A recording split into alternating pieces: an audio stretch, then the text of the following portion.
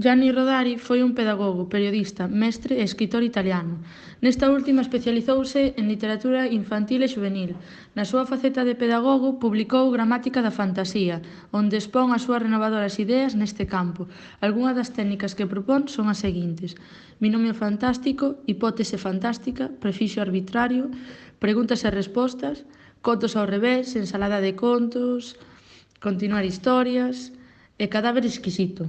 No seguinte vídeo, a técnica de Rodari que utilizamos é a do conto ao revés, o cal consiste en trastocar o tema do conto de forma premeditada.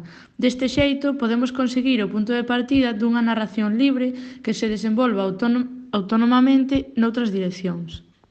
Para iso, tomamos como referencia o conto dos tres porquiños.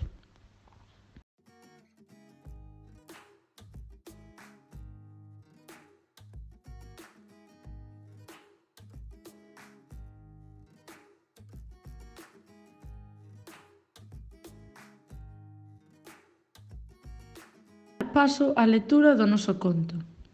Esta era a historia dos tres porquiños, chamados Manoliño, Arturiño e Pepiño.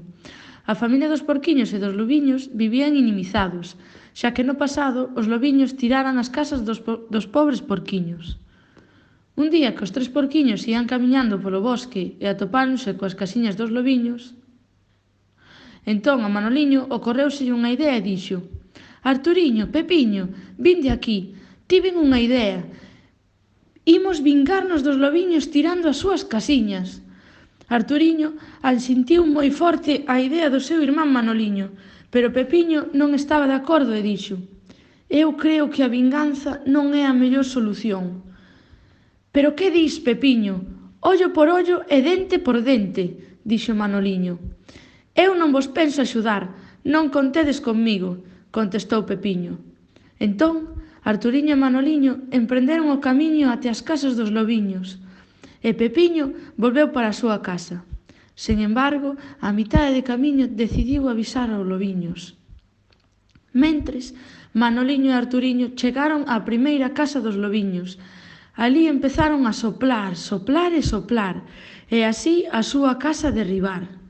Pero como non foron capaces, decidiron derribar a seguinte casa.